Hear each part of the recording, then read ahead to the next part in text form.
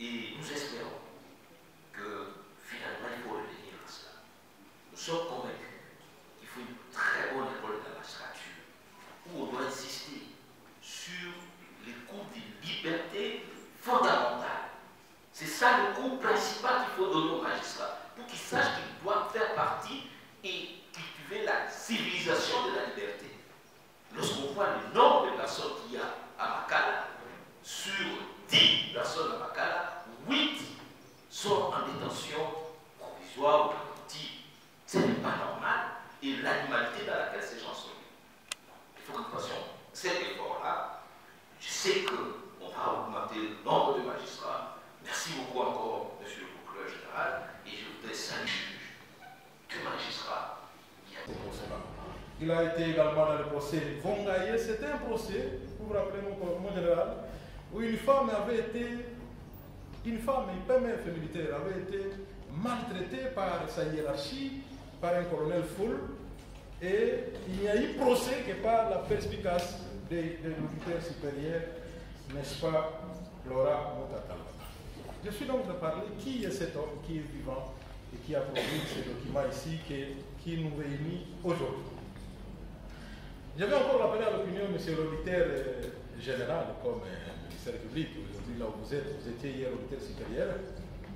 À Bukavu, il y avait, et ceux qui connaissent Bukavu ici vont confirmer ce que je vais dire ici, Bukavu est presque le bastion de morcellement des parcelles de l'État. Il est affecté à Bukavu comme auditeur supérieur, alors que le premier président de la Cour d'appel venait de morceler la résidence officielle à environ 6 parcelles. Moutatalwa a fait environ 4 ans à Bukavu, 4 ou 5 ans, vous allez me rappeler, et il résistait par tous ses efforts contre le morcellement de la résidence de l'auditeur supérieur de la province. Bon, je sais que juste après son départ, les politiciens ont fait la pression pour morceler cette parcelle-là. Donc, nous lui devons également cela, de s'y être opposé. Ça lui a amené toutes sortes d'amis, parce que les politiciens, vous le savez, considèrent que tout leur est permis, sauf et excepté lorsque la justice s'interpose contre eux. Et donc, le général Moutatalwa, ainsi résumé en quelques mots, nous a produit ce document ici. Je vais dire juste quelques mots. C'est toujours difficile de prendre la parole lorsqu'on a ces aînés. Et vous savez, lorsque j'ai fait les recherches sur les violences sexuelles, le professeur Louzor Bamboulessa avait eu l'amabilité d'accepter de promouvoir ma thèse de doctorat là-dessus, de prendre la parole pendant qu'ils sont là, le premier président de la Haute Cour est là, le procureur général et toutes les autres autorités qui nous ont formés. C'est avec peine de présenter un ouvrage comme ça. Mais la seule chose que je vais dire pour terminer, c'est que Laura Moutata sort ses livres pendant que nous avions une problématique. La problématique pour les praticiens, c'était est-ce que devra-t-on toujours continuer à se référer à la doctrine française et belge? Parce que jusqu'à les années 80, on se référait principalement en procédure pénale à 2 ou 3 principaux auteurs que je cite. C'était Antoine Soyer, l'ancien procureur général d'Elisabethville de Lubumbashi. Ensuite, Ribin, ce qui avait produit, n'est-ce pas, les 3 manuels sur le droit judiciaire congolais. Et le dernier, c'était plus ou moins Émile Lamy et le général de Koulibaly. Il faut faire arriver ensuite. Mais on n'avait pas des doctrinaires congolais qui, dans la pratique, pouvaient nous rassurer que nous aussi, nous nous référions à eux. Et ceux qui sont venus interrompre cette tradition-là, je le cite rapidement, c'est le professeur Louzor Bamboulessa avec son manuel de droit judiciaire congolais. Je cite Freddy Moukindi, moi je ne me citerai pas, peut-être d'autres me citeront, des ouvrages des grands doctrinaires congolais qui sont venus donner des références congolaises sur notre pratique. Maintenant que ces manuels-là sont sortis avant qu'on éclate la Cour suprême en 3 juridictions, nous avons maintenant 3 juridictions plus ou moins suprêmes, si on peut dire comme ça, chacune dans leur hiérarchie, qui appliquent le droit judiciaire, la procédure pénale. La Cour constitutionnelle pratique la procédure pénale en ce qui est sa compétence vis-à-vis du chef de l'État et du Premier ministre. La Cour de cassation, dans sa chambre judiciaire, vous le savez, la chambre pénale applique la procédure pénale. Et donc nous avons là, sans parler de la haute cour militaire qui a une spécialité en matière judiciaire, militaire, pour l'application de la procédure pénale. Donc, nous avons 3 hautes cours qui appliquent la procédure pénale et qui donc alimentent, en ce qui concerne notre droit, la pratique des avocats, des magistrats, de ces domaines de matière dans l'administration de la justice. Il manquait donc le document qui essaye de faire le pont entre les anciennes jurisprudences de la Cour d'appel de Kinshasa, le tribunal de première instance de Goma, la Cour d'appel d'Elisabethville, maintenant un document qui ajoute la jurisprudence de la haute cour militaire, de la Cour de cassation et non plus la Cour suprême, du Conseil d'État et de la Cour constitutionnelle. C'est donc cet ouvrage est venu compléter les autres théories que des praticiens ont produit pour la nation. Et donc, nous, les praticiens, nous sommes donc apaisés. Et nous disons donc encore une fois merci à l'auditeur général, c'est comme ça que je vous appelle, c'est comme ça que nous vous appelons à vertir notre serment dans les audiences. Et que donc, mesdames et messieurs, il est l'auteur d'environ 5 publications maintenant.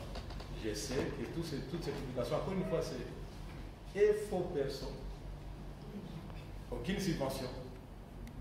Ces gens d'écrivains, de producteurs littéraires et scientifiques, s'ils étaient subventionnés par notre trésor public, on ne lirait plus aucun livre d'un Européen dans notre pays. Nous ne le dirons jamais assez, les autorités sont avec nous ici. S'il vous plaît, ce genre de production, ce genre d'intelligence, et partout je parle dans mes conférences, je dis que la première chose que Dieu a donnée à l'humanité, ce ne sont pas les minéraux. C'est écrit que la première chose qu'il nous a donnée, c'est l'intelligence. Et comme nous avons des intelligences comme ça qui sont pleines dans cette salle, exploitons-les dès lors qu'elles sont encore avec nous. Et donc, pour exploiter ces intelligences ici, c'est notamment lorsque vous allez acheter ces livres ici massivement, vous qui êtes là et vous qui nous suivez, lorsque vous allez acheter ces livres ici et ceux qui nous suivent, lorsque vous allez subventionner ces genres de production, vous allez faire utile et brièvement comme ça, je vous remercie. 1958. Il est issu de l'union conjugale de Raphaël Lukamulami et Émilie Kamana Moutata. Juriste militaire de carrière, le général Laurent Moutata Louaba est originaire de la collectivité de Bakwamouba en territoire de Tandashika dans la province de Lomami. Il est marié à Bernadette Bijou Bora Ousima Moutata et père de 7 enfants, dont 5 filles et 2 garçons. Les études primaires, je les ai suivies dans ce village qui s'appelle Kidéo, c'est en territoire de Tandashika. Je me suis retrouvé brutalement à Kinshasa. Après la mort de ce père, je suis arrivé à Kinshasa et j'ai été admis aux humanités littéraires de l'Institut Lumumba. J'ai aimé. Mais je suis allé achever mes études des humanités littéraires plutôt à Bandamou, au collège de Sonampoum ou de Sonampoum. C'est Bandamou. Ça c'est en 78. Après ces études littéraires, je suis retrouvé à la faculté de droit, l'université de marié et père de 7 enfants, dont 2 garçons et 5 filles. Diplômé en droit de l'université de Kinshasa en 1985, le général Laurent Moutata Louaba développe la passion pour les droits pratiques. Ce fut ainsi le début de sa carrière professionnelle.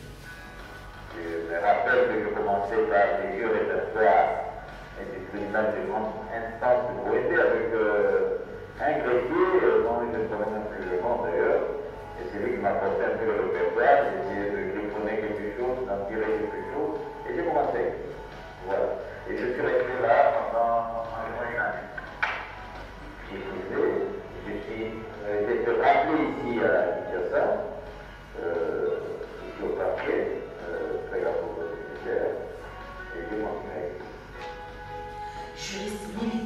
passionné du droit en général et du droit criminel en particulier, le général Laurent Moutata Louaba dispose d'une expérience pratique irréfutable. Grâce à son expertise et en sa qualité de consultant indépendant, il a contribué à la formation des magistrats civils et militaires, des avocats et défenseurs des droits humains, des officiers militaires et policiers en matière de crimes de masse et de violences sexuelles sur toute l'étendue du territoire national, avec le concours des ONG internationales, des structures des Nations Unies et d'autres structures indépendantes internationales et locales. Brillant analyste, le général Laurent Moutata Louaba a consacré plusieurs recherches sur le droit et il a également assumé plusieurs fonctions, entre autres celui de chargé des cours à l'université de Bandundu en 2004. En septembre 2005, il a assumé la fonction de consultant indépendant avec l'accord du ministère de la Défense nationale et celui de la Justice et des gardes des Sceaux. En 2013, il fut délégué de la justice militaire à la conférence internationale sur la prévention des calamités naturelles à Lyon, en France. En 2015, au mois d'août et novembre, il fut enquêteur principal sur les allégations de violences sexuelles imputées à certains militaires congolais du contingent de la MINUSCA à Pampari, en République centrafricaine. En 2017, il est devenu expert de la République démocratique du Congo à la première région du réseau de coopération judiciaire dans la région des Grands Lacs à Khartoum, au Soudan. En 2019, au mois de novembre, le général Laurent Moutata fut candidat de la République démocratique du Congo au poste de procureur à la Cour pénale internationale. Lorsque je ne réponds pas quelque chose, je me sens un peu comme déséquilibré. Il faut absolument avoir le temps de me consacrer à quelque chose qui est réfléchi. Modèle. Oui, on a eu l'autre. On relève quelque part lorsque nous sommes sur le banc de l'école.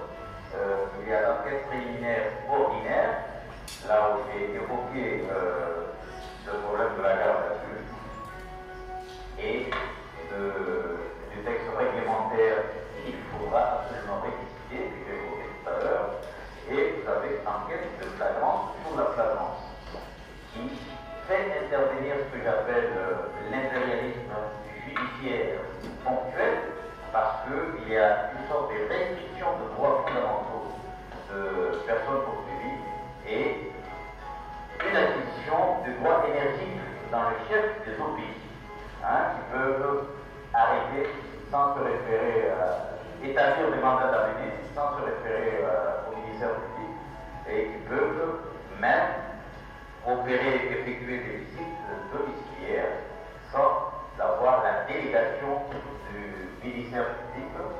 Et vous avez également l'enquête préliminaire sur les violences sexuelles avec ses particularités, ses spécificités aussi. Au-delà de ses compétences rassurantes, son intégrité légendaire et sa discipline personnelle, Laurent Moutata Louaba, fils d'un diacre catholique, ne se dépouille jamais de sa chrétienté. Énormément Dieu, et je le cite d'ailleurs comme dans la dédicace dans ce livre, notamment de cette dédicace,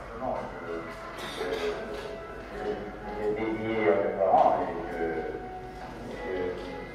note le fait m'ait permis affectueusement de détérioriser la punition inébranlable et exclusive à l'éternel de la vie. Ce portrait a peint le tableau du parcours du général Laurent Moutata Louaba, un éminent juriste militaire dont la passion du droit s'étend au droit criminel.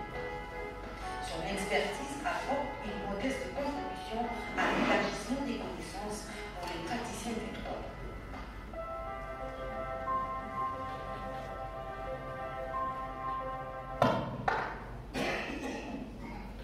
Titres et qualités, tout protocole respecté. Voici enfin le moment attendu. Il s'agit du baptême de l'ouvrage du premier avocat général, Laurent Moutata Louaba. Et pour ce faire, nous invitons le procureur général près la Cour constitutionnelle, M. Jean-Paul Polo, à venir porter ce livre sur les fonds baptismaux. J'invite également les membres du protocole à s'approcher avec la bouteille.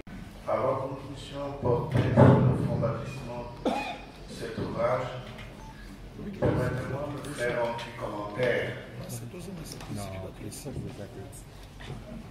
L'espace des autorisés nationaux. Des fois, non, c'est une façon de faire. Je voudrais remercier le président de la haute militaire, l'encadreur de Laurent. Je voudrais remercier le député national, Jacqueline Joly, pour sa présence. Je voudrais remercier le professeur Nuzolo Ambilesa, sa présence. Je remercie les hauts magistrats ici dans la salle. Je remercie Akaj. Et je voudrais dire un mot, après avoir remercié bien sûr les invités, sur Laurent. En 2016, nous nous trouvons à Abidjan avec le colonel Chomal de Rose Mémoire dans une conférence sur la mise en œuvre du statut de Rome. Et plusieurs États estimaient qu'il faut des lois d'application pour que le statut de Rome soit d'application dans les juridictions internes des États. Et lorsqu'ils ont découvert que la République démocratique du Congo avait, dans plusieurs procès organisés par la justice militaire de notre pays, que le statut de Rome avait été d'application alors qu'il n'existait pas la loi d'application à ce moment-là, surtout lorsque dans le livre de Laurent, il avait été démontré de par les expériences personnelles qu'il avait connues en tant que ministère public dans certains procès qu'il a eu, et pour d'autres pour lesquels il n'était pas ministère public, mais qu'il avait repris dans son livre sur les violences sexuelles, il avait été démontré que les viols massifs commis par les belligérants pendant la guerre constituaient les crimes de guerre qui sont prévus et punis par le statut de Rome. L'ombre de Laurent planait sur les conférenciers, beaucoup de félicitations, et nous avons été plébiscité à l'époque à RDC comme étant un pays modèle qui a mis en application le statut de Rome par les juges militaires qui, de par leur intelligence, expérience, avaient pu démontrer que les viols qui sont commis pendant les conflits armés pouvaient être qualifiés de crimes de guerre.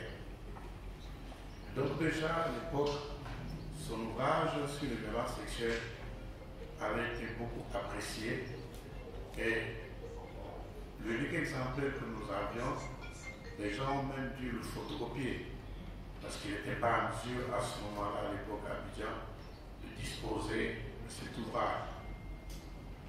Aujourd'hui, l'ouvrage que nous portons sur le fonds baptismaux vient compléter les autres ouvrages, notamment le manuel de procédure pénale du professeur Zolo et professeur Bayona de Rose Mémoire qui ont planché sur la question.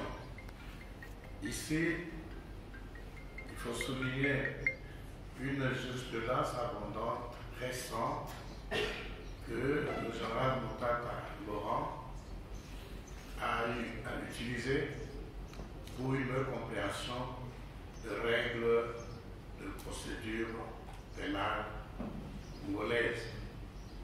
C'est ici l'occasion pour nous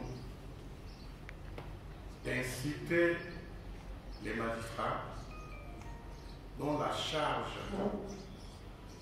comme l'a si bien dit le professeur Jackie Joly, député national, est d'appliquer la loi, d'appliquer ces règles de procédure dans les différentes étapes, commençant par l'instruction préparatoire, l'instruction à l'audience, le jugement, et les autres PJ qui sont appelés à appliquer ces règles lors des enquêtes préliminaires, de retenir que seule la justice, fondée sur des règles équitables comme celle-ci, c'est celle-là seule qui élève la nation. Et non pas, comme l'a dit le professeur Jackie, cette justice qui est dictée selon les intérêts, notamment les intérêts financiers ou matériels des animateurs. C'est vrai que notre justice aujourd'hui ne marche pas. Nous ne pouvons pas manquer de le dire. Mais les règles de droit, j'ai toujours considéré comme la Bible. Quand vous demandez à quelqu'un, vous connaissez la Bible? Oui, je connais la Bible. Je lis la Bible tous les jours. Quand vous dites, est-ce que vous êtes praticien de la Bible? Ça pose problème. Nous tous, nous connaissons la loi. Est-ce que nous appliquons correctement la loi? C'est là la question. Et pourquoi nous ne pouvons pas appliquer correctement la loi en utilisant ces ouvrages qui sont à notre côté pour qu'une bonne justice soit administrée dans notre pays? Nous sommes à la croisée de chemin. Aujourd'hui, certes, nous confirmons que nous allons opérer un nouveau recrutement. C'est vrai, confirmons que nous allons prendre des décisions à l'issue des assises du Conseil supérieur de la magistrature. Peut-être de nouvelles personnes, de nouveaux animateurs des institutions judiciaires, mais tout cela ne peut marcher que s'il y a une volonté dans le champ des animateurs de mettre en œuvre la loi, que le dossier judiciaire ne soit pas, comme on a l'habitude de le dire, des fonds de commerce. Et nous pouvons nous tourner également du côté des partis. Il n'y a pas de corrompus, il n'y a pas de corrupteurs. Les avocats aujourd'hui, surtout dans les procès civils et entrer au conflit parcellaire, tout est possible. Les jugements sont fabriqués, prononcés, parfois des jugements par défaut, et les propriétaires des parcelles sont surpris par des jugements de déguerpissement pour lesquels ces parties n'ont pas été au procès. Imaginez une personne qui reçoit une décision judiciaire où elle est déguerpie par une clause exécutoire annonçant les voies de recours, alors que la partie n'a pas été au procès, mais un jugement de déguerpissement. Imaginez qu'il soit déguerpi avant sa réinstallation, à l'issue d'un autre procès, la parcelle est vendue. Et c'est ce qui fait que parfois dans nos pays, la justice ne marche pas. On tire un boulet rouge sur les magistrats. Mais ce sont des décisions qui sont proposées, parfois orientées par les avocats, à tous les avocats, de certains avocats, poussés uniquement par le goût de lucre. Aujourd'hui, comme on sait que les parcelles à Kinshasa, ça coûte cher, et que l'extérieur ne lésine pas sur les moyens pour les acheter. Tout est permis l'argent pour la flotte, pourvu que la parcelle soit vendue au détriment des propriétaires et à l'issue des décisions judiciaires rendues avec clause exécutoire nonobstant les voies de recours, ordonne le déguerpissement.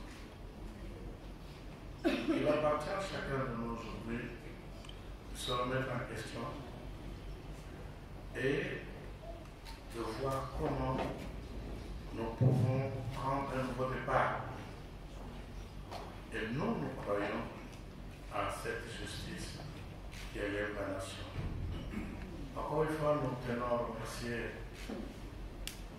le premier avocat général Laurent Tatalaba pour cette œuvre.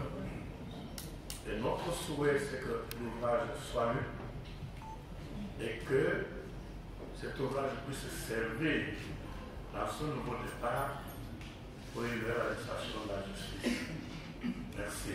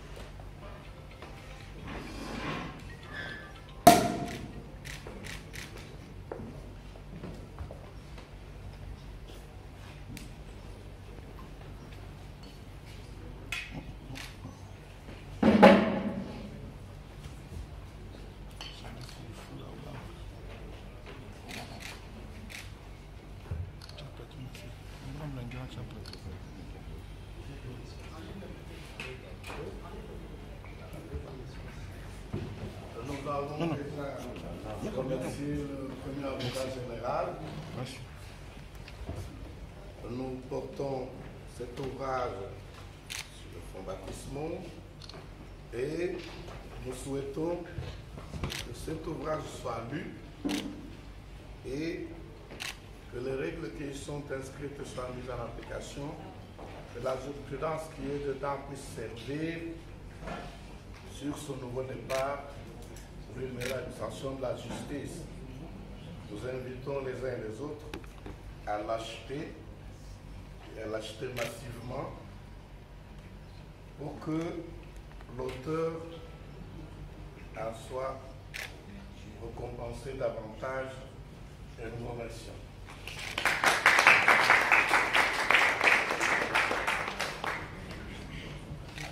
Nous-mêmes, nous donnons l'exemple. Nous en achetons 10 directement.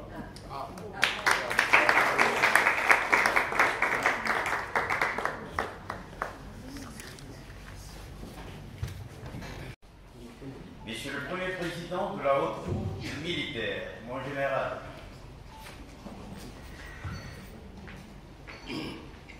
Messieurs ou Maître de Georges de la Cage,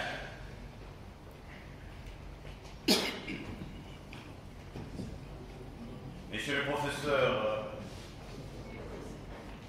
Emmanuel Louzolo-Bambilessa Périclès,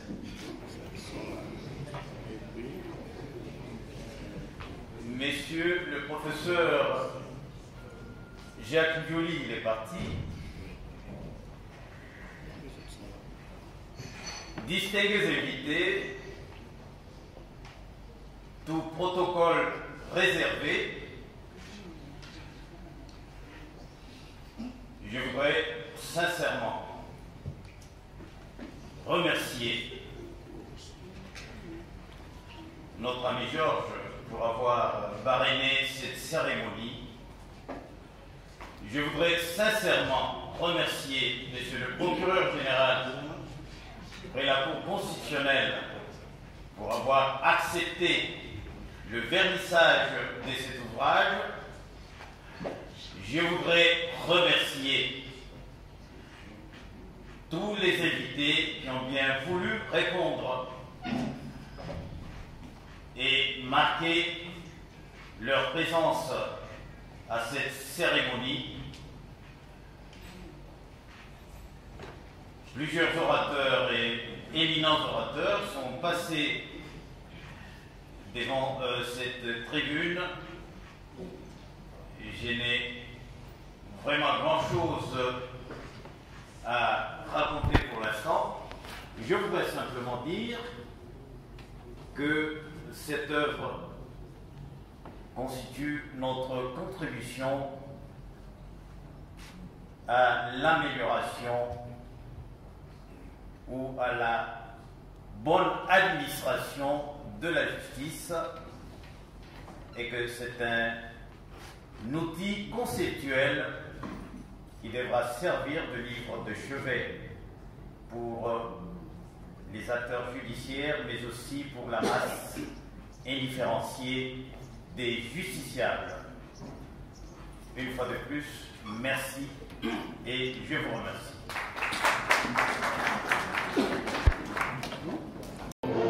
Dans les nids des aïeux, au pays bien-aimé, nous peuplerons au soleil, nous assurerons la bonheur.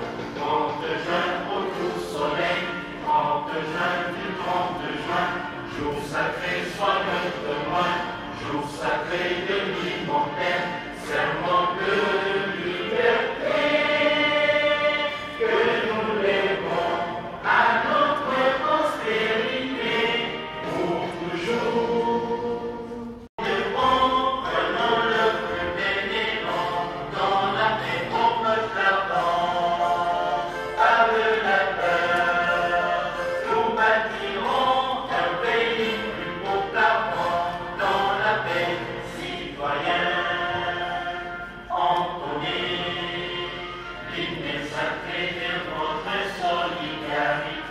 Oui. Vous venez là de participer à la cérémonie de vernissage du livre, de l'ouvrage précis de procédure pénale congolaise. Ouais. Quelles sont vos réactions? D'abord, je félicite mon collègue de classe.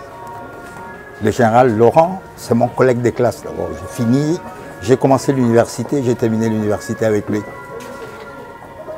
Donc c'est un grand plaisir pour moi de me retrouver beaucoup d'années après avec un ami qui a gravi tous les échelons de la magistrature militaire. Et je suis très content de la publication, qui est une publication qui rentre dans un secteur qui nous met ensemble encore, la procédure pénale. C'est un livre phare, c'est une intelligence de plus. Je dis bienvenue au club pour la défense de la liberté et pour la justice et pour l'état de droit. Parce que la procédure pénale est au cœur de l'état de droit. Il s'agit de la justice pénale. La procédure pénale, c'est la protection des libertés, la protection des accusés et la protection de l'ordre public en même temps. Bref, c'est le droit, l'ordre public de la société. Un ouvrage qui conforte le sens de l'État, mais dans le corps judiciaire. Vive la justice pénale, vive Laurent Motata, pour que vive l'état de droit dans notre pays. Merci. Des OPJ, de certains OPJ. Là, j'ai également évoqué le problème du fameux texte réglementaire qui régit les attributions des OPJ et des APJ. Ce texte est dans plusieurs de ses dispositions obsolètes.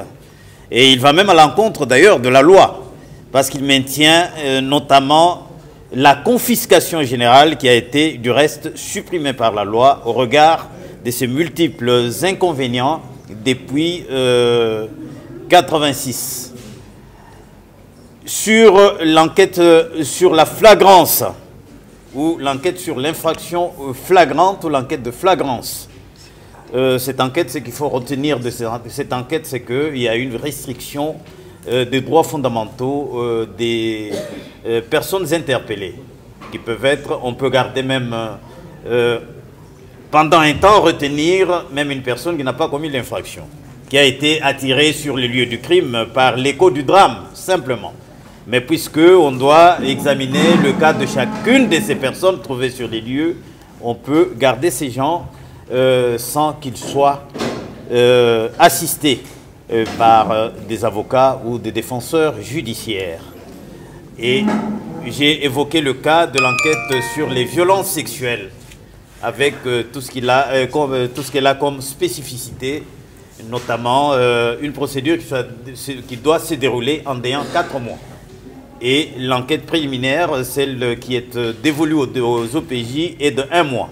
Et le législateur n'est pas explicite en ce qui concerne l'instruction préparatoire et l'instruction juridictionnelle sur les 3 mois qui restent. Ça pose problème en pratique et j'ai évoqué ce problème, j'ai abordé ce débat et j'ai donné ma position.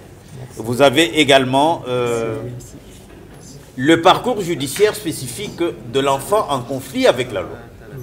Et ce qu'il faut retenir à ce stade, c'est que la loi admet la procédure de médiation en ce qui concerne les enfants pour les faits qualifiés d'infractions qui peuvent être sanctionnés tout au plus de 10 ans. On peut régler cela à l'amiable.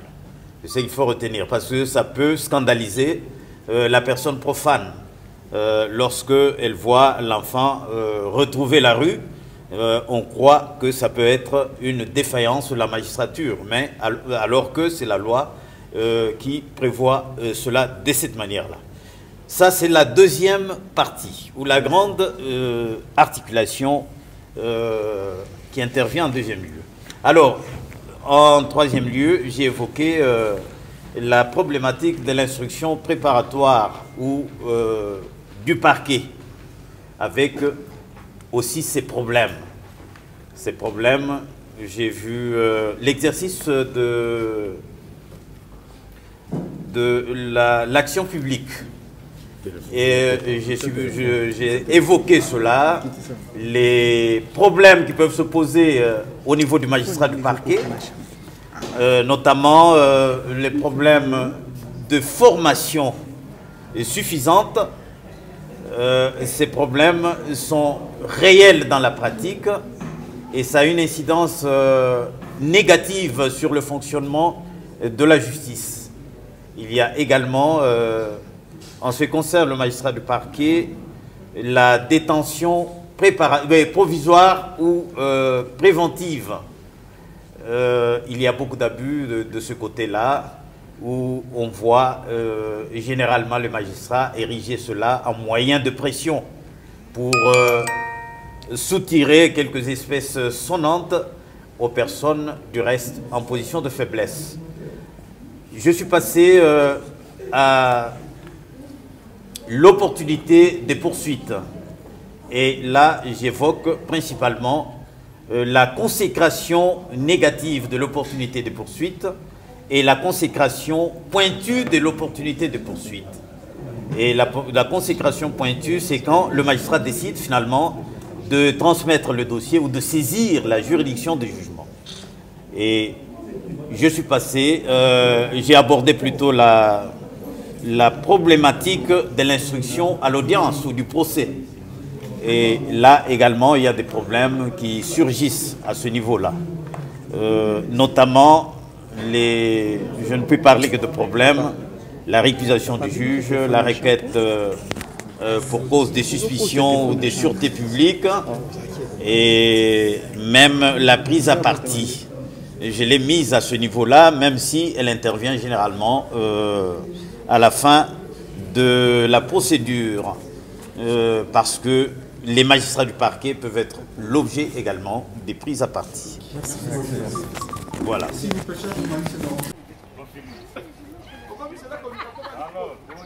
Azipose mabeza wapi? Mabeza wapi? Mabeza wapi?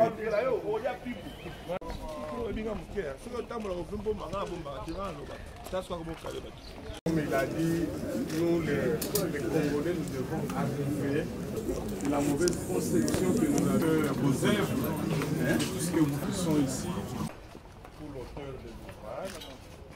Et pour cela, je vais passer la parole à notre compatriote dû à l'assistance, qu'est-ce qu'ils ont préparé aujourd'hui. Voilà. Merci beaucoup, M. Georges, pour la parole. Nous aurions dû le faire quand on était dans la salle. Mais M. Georges et moi, on a voulu que ce soit une surprise, vraiment. Une surprise. Dans la salle, ça n'allait pas être une surprise. Je suis là, M. Chevalier, Guesnessi. Je suis le coordonnateur d'un collectif de journalistes observateurs. Après avoir regardé ce que notre papa, notre général a fait comme travail.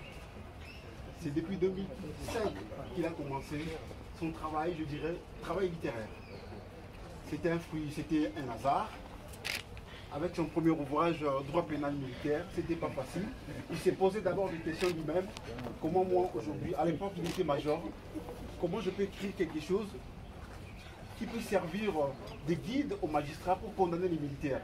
Je risquais d'avoir des problèmes. Nous avons décidé d'honorer notre papa, qui est militaire.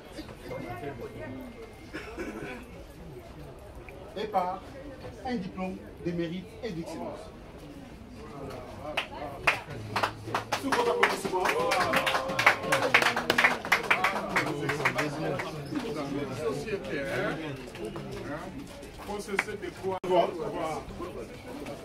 République démocratique du Congo, collectif des journalistes observateurs d'excellence, diplôme de mérite et d'excellence. Pour son combat apolitique et social en faveur de la population congolaise en général et en particulier au sein des forces armées de la République démocratique du Congo. Les collectifs de journalistes observateurs, CJOE en sigle, entre parenthèses appelés les Baobas, sur décision numéro 010-05-CN-2022, décerne au général de brigade et premier avocat général près la cour militaire ses diplômes de mérite en guise de la reconnaissance de ses œuvres scientifiques tout en étant dans l'armée. En foi de quoi,